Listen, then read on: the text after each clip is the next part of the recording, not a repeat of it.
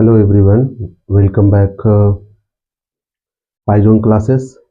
आज हम आप लोगों को ग्लाइकोलिसिस बेस्ट वे में आप लोगों को छोटे मेथड से और बेस्ट वे से आप लोगों को ग्लाइकोलिसिस पढ़ाएंगे, ठीक, और उसे याद भी करवाएंगे, जो बोर्ड एग्जाम के लिए बहुत ही ज़्यादा जरूरी है।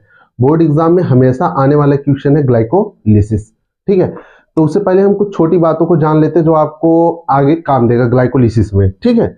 तो जैसा आप लोगों के सामने ऑलरेडी लिखा गया है कोशिकी श्वसन, तो आप लोगों को नाम से ही समझ में आ गया होगा कोशिकी श्वसन मीन्स क्या होता है कि ऐसा श्वसन जो कहाँ चलता हो, कोशिका के अंदर। कहाँ चलता हो? कोशिका के अंदर, ठीक है, कोशिकी श्वसन। अब इसमें हम लोगों को क्या पढ़ना है, यहाँ लिखा भी गया है कि कोशिकी श्वसन कहाँ होती है? कोशिका में होती है, जिसमें कार्बोहाइड्रेट, हम लोग जो भोजन करते हैं उनसे हमें प्राप्त होता है कार्बोहाइड्रेट, ठीक है भैया, ऊर्जा। कार्बोहाइड्रेट ही वो चीज है जिससे हमें ऊर्जा मिलती है।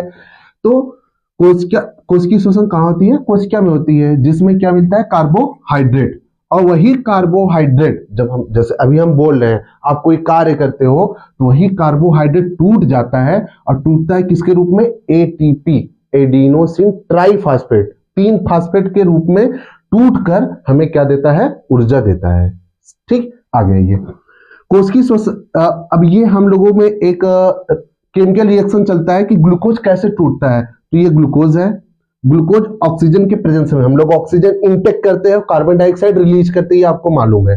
तो हम जब ऑक्सीजन लेते हैं तो ग्लूकोज ब्रेकडाउन होता है, ग्लूकोज क्या हो जाता है? टूट जाता है। और टूटता किस किस फॉर्म में है? Carbon dioxide, water molecule, water molecule के 6 मॉलिक्यूल्स, और उसके बाद हमें क्या मिलती है? एनर्जी, प्लस एडीपी में फास्फेट जुड़कर, एडीपी मतलब एडिनोसिन डाई, डाई मतलब दो, यहां पर फास्फेट की संख्या 2 है, लेकिन जब एक फास्फेट एडीपी से जुड़ता है तो किस चीज का निर्माण कर देता है? एटीपी, यानी यही हमें क्या प्राप्त हो रही है? ऊर्जा, ठीक है भैया। आगे आइए, कोशिकीय श्वसन जो होते हैं वो 2 टाइप्स के होते हैं। कितने प्रकार के होते हैं? 2 प्रकार के होते हैं, जिसमें पहला है वायवीय श्वसन। वायवीय श्वसन, इसमें भी नाम से ही स्पष्ट हो रहा है कि वायवीय श्वसन मीन्स क्या होता है।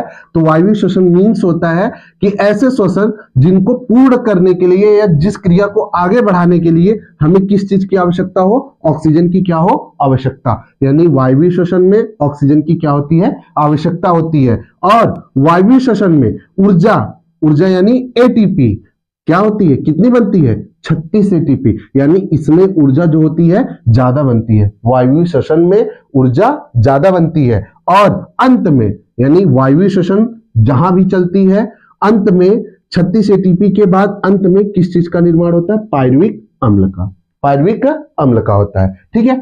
ये पायरुविक अम्ल, ये भी एक मेन प्रोडक्ट है जो ग्लाइकोलिसिस में बनेगा, ठीक है। इसलिए हमने आप लोगों को पहले ये बेसिक बातें बनाना जरूरी समझा। आगे आइए, सेकेंड फैक्ट है अवायवीय श्वसन।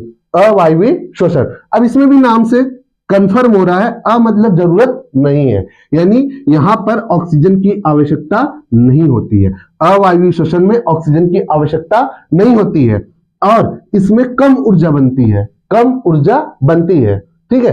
कितना बनती है? 1 से 2 एटीपी, यहां पर 36 एटीपी बन रहा था, बहुत ज्यादा बन रहा था, लार्ज मॉलिक्यूल में ऊर्जा बन रही थी, बट यहां पर 1 से 2 एटीपी, बहुत ही कम मात्रा में ऊर्जा का क्या होता है? निर्माण। और अंत में क्या होता है? लैक्टिक एसिड बनती है। अंत में क्या बनता है? Lactic acid. अब हम आपको एक बात कंफर्म करवा देना चाह रहे हैं कि लैक्टिक एसिड का फॉर्मेशन कहां पर होता है और पायरुविक अम्ल का फॉर्मेशन कहां पर होता है। तो ये जो क्रिया होती है ये हमारे माइटोकॉन्ड्रियम चलती है। जैसा आप लोगों ने पढ़ा होगा कहीं ना कहीं पर कि हमारे सेल में एक ऑर्गन पाया जाता है, सेल ऑर्गन पाया जाता है, जिसका नाम होता है माइटोकॉन्ड्रिया। तो ये जो प्रोसेस होता है ये माइटोकॉन्ड्रिया के अंदर चलता है। कहां पर चलता है? माइटोकॉन्ड्रिया। और ये जो प्रोसेस होता है ये हम लोगों के मसल्स में चलता है। जैसे आप लोग कोई हैवी वर्क करते हैं, दौड़ते हैं, खेत में काम करते हैं, तो हमें थकावट सी आ जाती है, थकावट बहुत ज्यादा, पैर हाथ ये सब दर्द करने लगता है। उसका कारण यह है कि उस टाइम हम लोगों के मांसपेशियों में एसिड का फॉर्मेशन हो जाता है। उस एसिड का नाम क्या है? लैक्टिक एसिड, जिसके कारण हमें क्या होता है? बहुत ज्यादा थकावट महसूस होती है, ठीक। आई होप आप लोगों की इतनी बातें कंफर्म हो गई होगी, ठीक। अब हम बढ़ते हैं अपने मेन टॉपिक की तरफ जो हम लोग आज पढ़ने के लिए आए हुए हैं, यानी ग्लाइकोलाइसिस। ठीक है, आइए चलते हैं आगे ग्लाइकोलाइसिस के तरफ। तो आइए अब आप लोगों के सामने ग्लाइकोलाइसिस स्टार्ट करते हैं, और अभी बेस्ट तरीके से आप लोगों को आज ग्लाइकोलाइसिस कंफर्म करवा देंगे एक ही वीडियो में। ग्लाइकोलिसिस,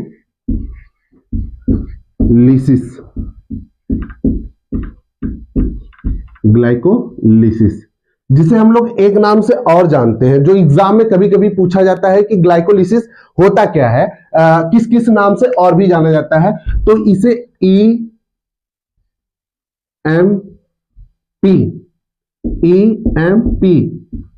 पाथवे, ईएमपी पाथवे इसलिए बोला जाता है कि ग्लाइकोलाइसिस की डिस्कवर 3 वैज्ञानिकों ने किया था। ई से इम्बेडेन, एम से मेयरहाफ, पी से पारनास। ठीक, ईएमपी का मतलब होता है इम्बेडेन मेयरहाफ पारनास पाथवे। इस नाम से भी ग्लाइकोलिसिस को क्या किया जाता है, जाना जाता है। फर्स्ट ऑफ ऑल हम लोग अब सीरियल वाइज से पढ़ते हैं ग्लाइकोलाइसिस एक्चुअल में चलता कहां है। तो ग्लाइकोलाइसिस कोशिका के साइटोप्लाज्म में, कहां चलता है, कोशिका के साइटोप्लाज्म में, साइटोप्लाज्म यानी जीव द्रव्य, साइटोप्लाज्म में चलता है।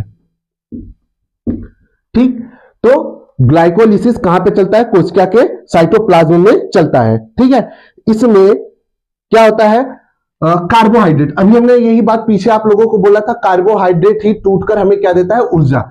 इसमें क्या होता है, कार्बोहाइड्रेट, कौन सा चीज भैया, कार्बोहाइड्रेट, कार्बोहाइड्रेट किसके रूप में टूटकर, एटीपी के रूप में, किस रूप में टूटकर, एटीपी के रूप में टूटकर हमें क्या प्रदान करता है, ऊर्जा प्रदान करता है। टूटकर प्रदान करता है क्या, ऊर्जा, टूटकर क्या प्रदान करता है, ऊर्जा। आई बात समझ में, आई होप आप लोगों को समझ में आ गया होगा कि ग्लाइकोलिसिस को एक नाम से और जाना जाता है, ईएमपी। ईएमपी मतलब इम्बेडेन मेयरहाफ पारनास, इम्बेडेन मेयरहाफ पारनास पाथवे के नाम से जाना जाता है।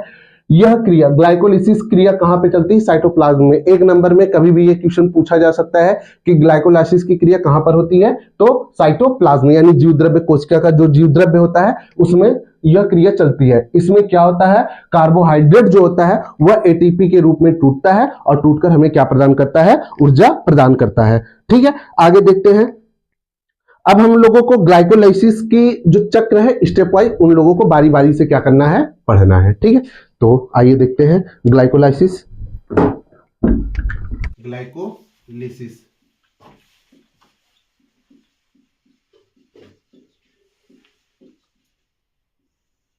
ग्लाइकोलिसिस जिसका फर्स्ट प्रोडक्ट होता है ग्लूकोज, जिसका फर्स्ट प्रोडक्ट क्या होता है, ग्लूकोज।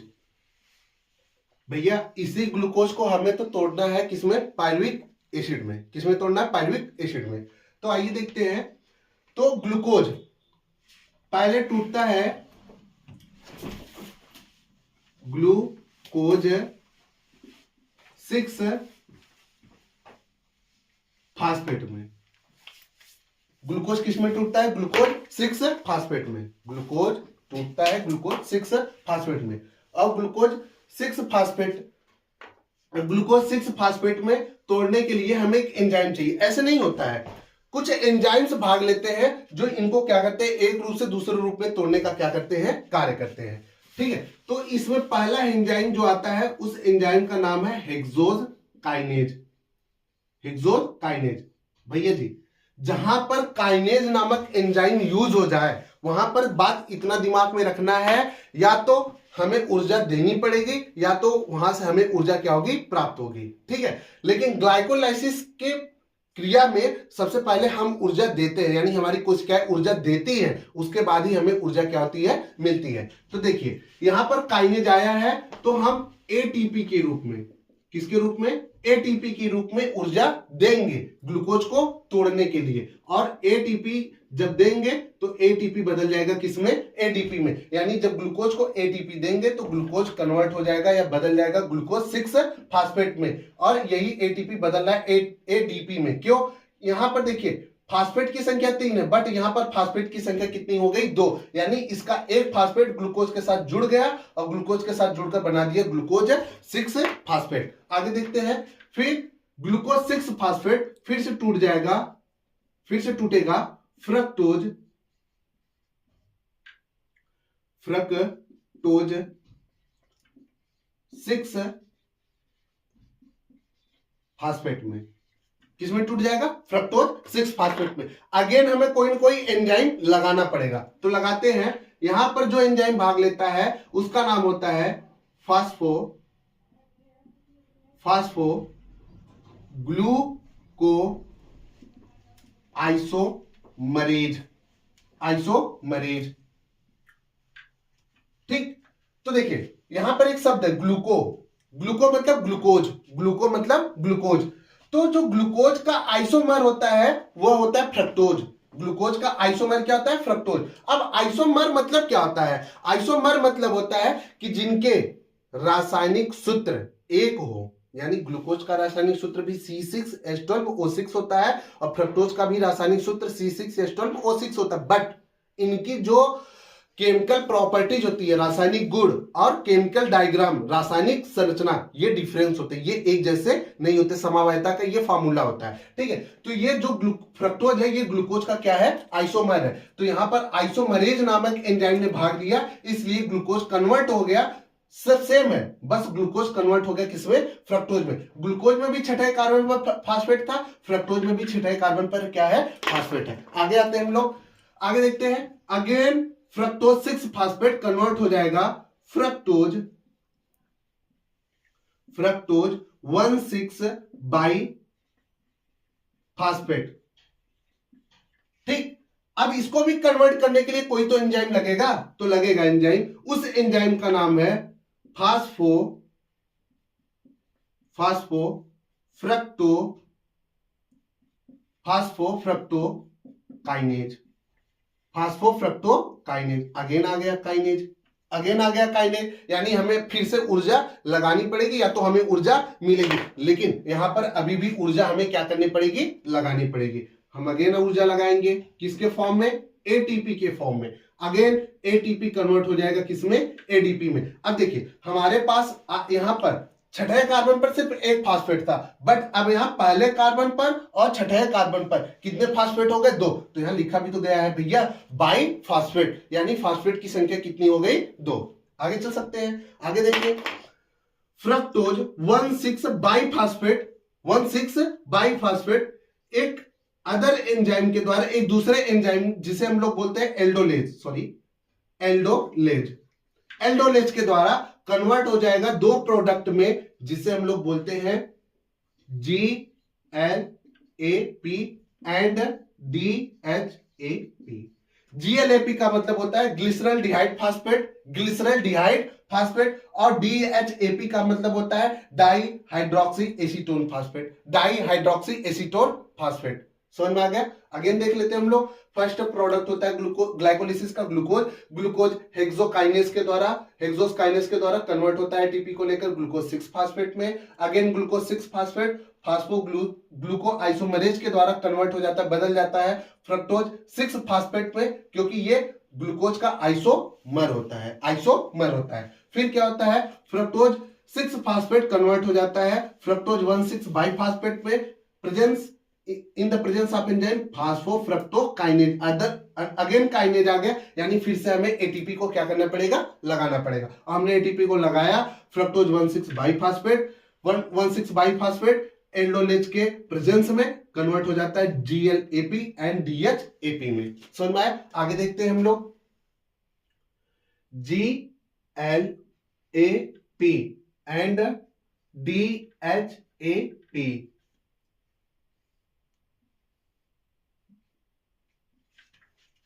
ठीक है, GLAP hydrogenase, glycerol डिहाइड phosphate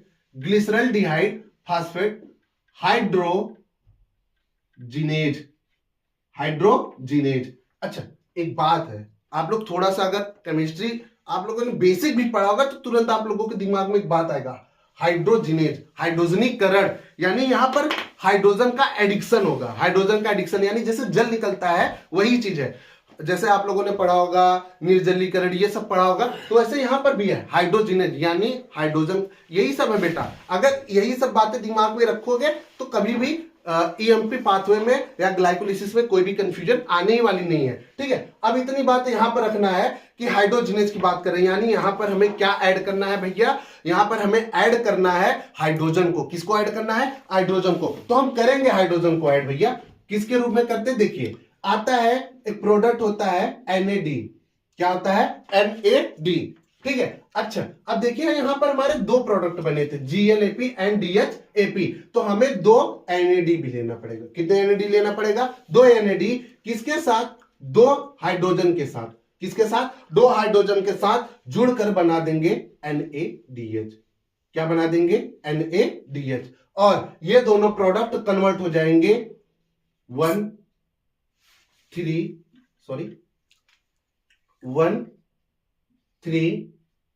by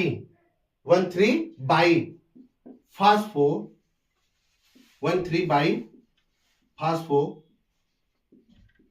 glycerol डिहाइड में 1,3 बाई फास्फोग्लिसरल डिहाइड में 1,3 बाई फास्फोग्लिसरल डिहाइड में। ठीक है, हमारी जो प्रोडक्ट थी GLAP DHAP।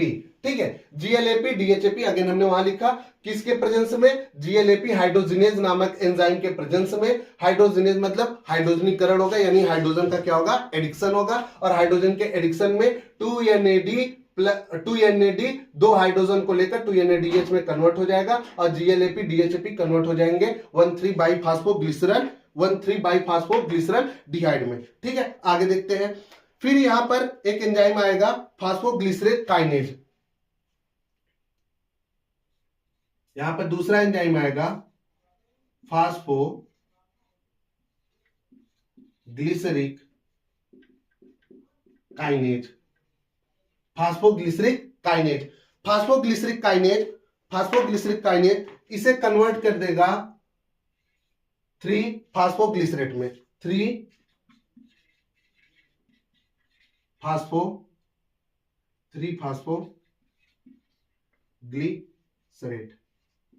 फास्फोग्लिसरेट। अब देखिए फिर से हमें एक बात अब दिमाग में रखनी पड़ेगी। अगेन यहां पर कौन सा शब्द यूज हो गया? काइनेज। अगेन कौन सा शब्द यूज हो गया? काइनेज। यानी यहां पर भी या तो ऊर्जा लगानी पड़ेगी या तो ऊर्जा हमें मिलने वाली है। बट अब आप लोग थोड़ा सा बेसिक सेंस यूज करिएगा। यहां पर फास्फेट की संख्या 2 थी, ठीक नहीं? एक पहले कार्बन पर और किस कार्बन पर?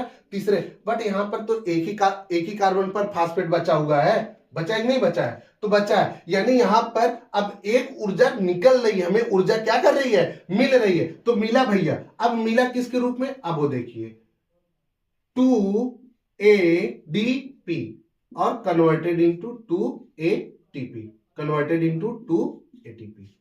2ADP कन्वर्टेड इनटू 2ATP, यानी 1,3 बाई फास्फोग्लिसरल डिहाइड फास्फोग्लिसरिक काइनेज एंजाइम के प्रेजेंस में। ठीक है, ATP को बुलाया, यानी ATP आया। ATP के साथ दो फास्फेट जुड़कर ATP में बदला और किस प्रोडक्ट का नाम निर्माण कर दिया? फास्फोग्लिसरेट का। किसका निर्माण कर दिया? फास्फोग्लिसरेट का। अगेन फास्फोग्लिसरेट कन्वर्ट होगा phosphoglycerate म्यूटेज। Phosphoglyceric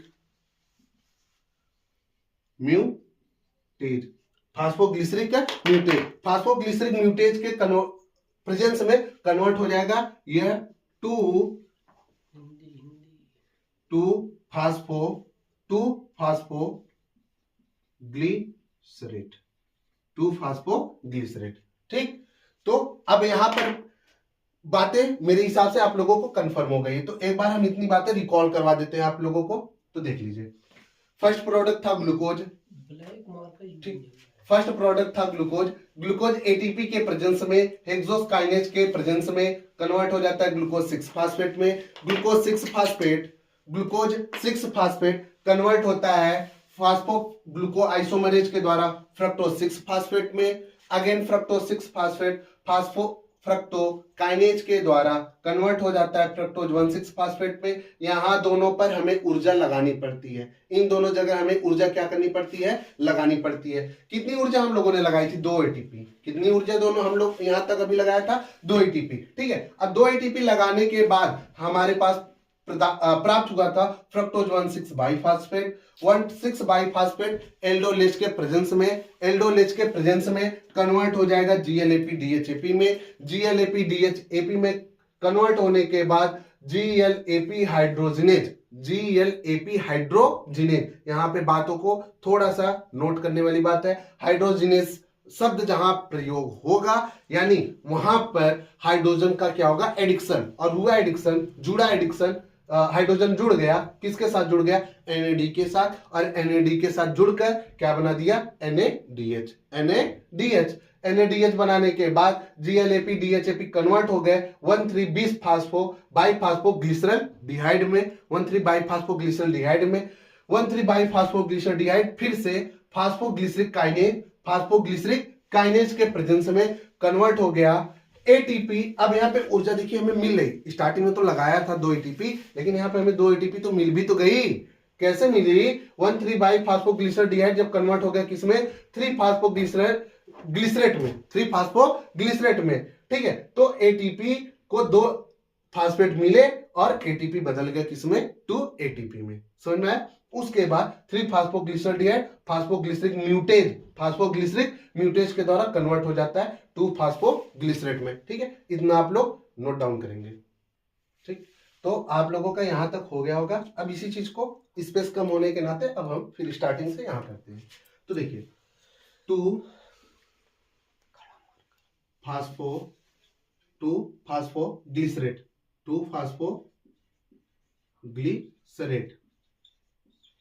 again enolase enzyme के द्वारा, किस एंजाइम के द्वारा, इनोलेज एंजाइम के द्वारा कन्वर्ट हो जाता है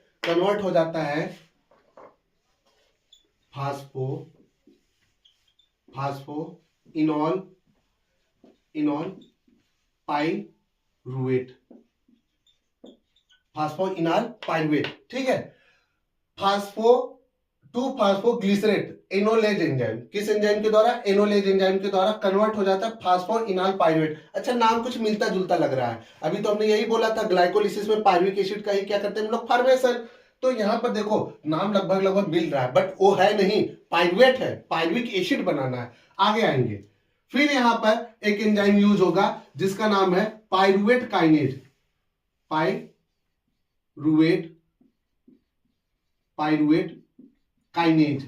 अगेन देखो बेटा वही शब्द आ गया, काइनेज। एंजाइम या तो मिलेगी या तो लगाएंगे, लेकिन यहां पे हमें ऊर्जा हमें क्या करेगी, फिर से मिलेगी, मिल गई। लगा दिया हमने कितने एटीपी, 2 ADP लगा दिया, और मिल कितने गए, 2 ATP, और बन गया हमारा क्या, मेन प्रोडक्ट पाइरुविक, और बन गया हमारा मेन प्रोडक्ट क्या, पाइरुविक